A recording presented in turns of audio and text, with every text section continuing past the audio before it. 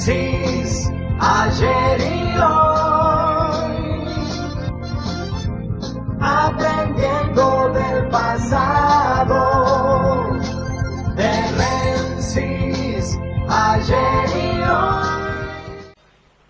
¿Cómo hacer para explicarles a todos que un día de 1973, en Maipú 4, que era la sede de los ferrocarriles, pudimos conversar con alguien que estaba al frente en ese momento del ferrocarril para sugerirle que el nombre de Raúl Scalabrini Ortiz se le pusiera a alguna estación ferroviaria, y especialmente del ferrocarril Belgrano, porque había sido el ferrocarril del Estado por excelencia, y que había un lugar sensacional para hacerlo, porque estaba allí la ciudad universitaria, y que como se había llamado justamente parada balneario, pero si iban para atrás porque le querían sacar el nombre de Scalabrini, se iban a encontrar que antes se llamó Misioneros de Perón, seguramente le iban a permitir dejar el nombre de Raúl Scalabrini Ortiz. Y así ocurrió.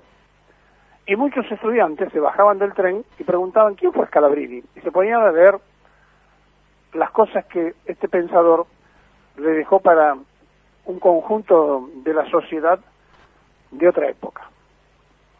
Pero ocurre que después vino un proyecto de cambiar el lugar físico de la estación, lo hicieron, lo acercaron más al estadio de River, dejaron de usar esa estación Scalabrini Ortiz, pero ni siquiera se molestaron de trasladar el nombre.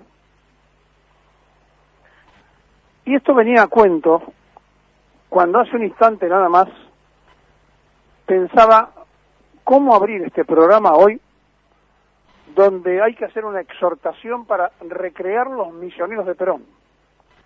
Aquellos que tienen que ir a explicarle a una sociedad que hace 47 años, en su gran mayoría, los hoy empadronados, no estaban en la tierra. Sí, cuando Perón vivía, no estaba la gran parte de la sociedad argentina viva. No habían nacido, no estaban.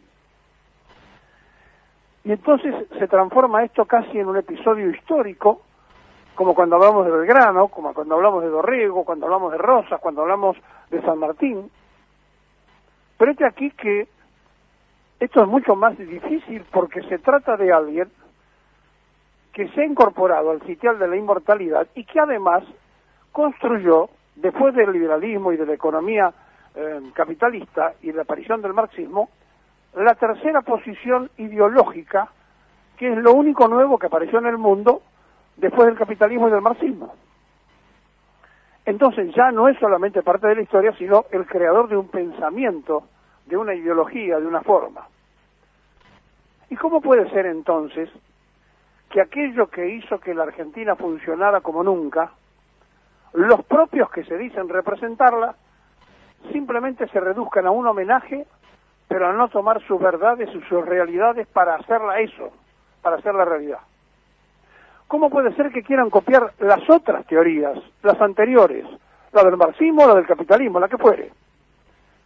¿Cómo puede ser que no entiendan que en la Argentina nació algo diferente, que tuvo desarrollo, que hizo feliz al pueblo argentino, pero que además instaló al país en un sitial donde nunca más volvió a estar? Y entonces allí se va a comprender el drama que fue para los contemporáneos hace 47 años, incluso de aquellos que no lo habían votado y no, incluso los habían combatido, ver que se desmoronaba esta Argentina con un hombre que se iba pasado el mediodía del 1 de julio de 1974 de la tierra, pero que se resisten hasta el día de hoy de aceptarlo como muerto, porque Perón está, porque Perón existe. ¿Y cómo se explica esto? Si no se puede ver, no se puede tocar. Se explica porque la trascendencia de la inmortalidad es una consecuencia propia de aquella persona que marca su hito por lo que ha dejado, por lo que ha hecho. Pero aquí que sería un simple episodio histórico, Pero como lo que él hizo tiene vigencia política, la pregunta es por qué aquellos que se dicen representar esa idea no ejercen su pensamiento y las cosas que él enseñó. Y cuando uno escucha que algunos dicen hay que volver a Perón, ¿cómo?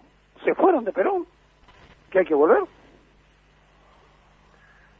Es indudable que estamos ante una dicotomía de aquellos que creen que Perón es una bandera de la historia, quienes lo sienten vivo y creen que es una bandera del futuro, y quienes tenemos que asistir hoy en esta mezcla de tristeza y de reencuentro con él, de saber que ya nunca más lo tendremos, pero que nos dejó todo el camino como para poder resolver las cosas que no se saben resolver hoy, porque ni siquiera se molestan en escucharlo, en leerlo y en aprender del hombre que hizo feliz al pueblo.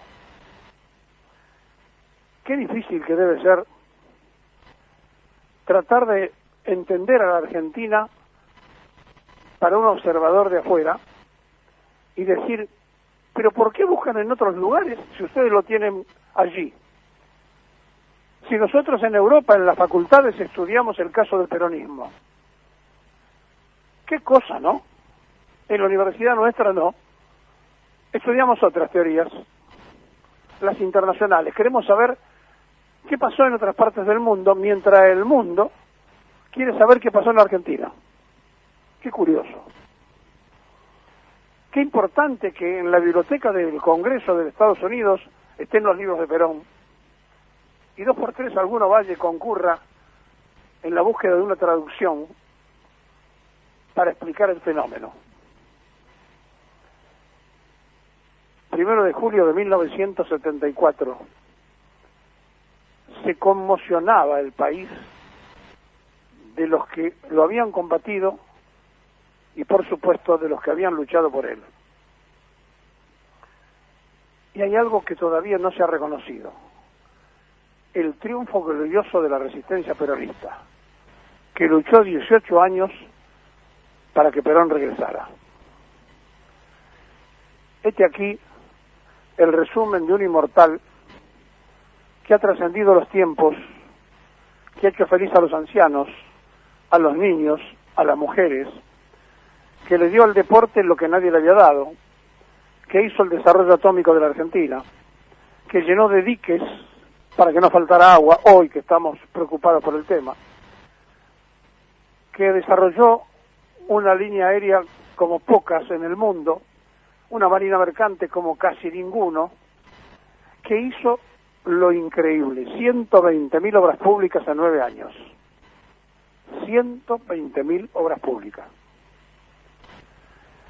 Y luego, cuando regresó la tercera vez, que lo obligamos a ser presidente, él, que nunca quiso improvisar, realizó el comienzo del plan trienal. Antes el primer plan quinquenal, el segundo plan quinquenal, y antes de todo eso, el Consejo de Posguerra. Porque Perón se detuvo a pensar. Primero pensó, luego planificó y por último ejecutó. ¿Qué cosa? Un 1 de julio de todos los años tener que decir que es el aniversario de la muerte, si no es el aniversario de la muerte, es el aniversario de la inmortalidad. ¿Cómo hacer para entender la inmortalidad de un hombre? ¿Cómo hacer para saber que San Martín es inmortal, que Belgrano es inmortal y que Perón es inmortal? ¿Cómo se hace? Bueno, es por lo que ha significado, es por lo que ha impactado, es por lo que ha dejado. 1 de julio de 1974, y todos los 1 de julio, a partir de ese año, sin él, pero con él. Sin Perón, pero siempre con Perón. ¿Qué cosa? Qué difícil es explicar para más de la mitad de la sociedad argentina que no había nacido.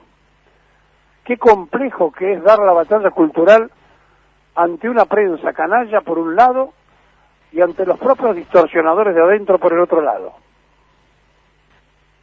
Pero ¿sabe una cosa? Perón ya venció y volverá a vencer cuando nos demos cuenta de que Perón no murió.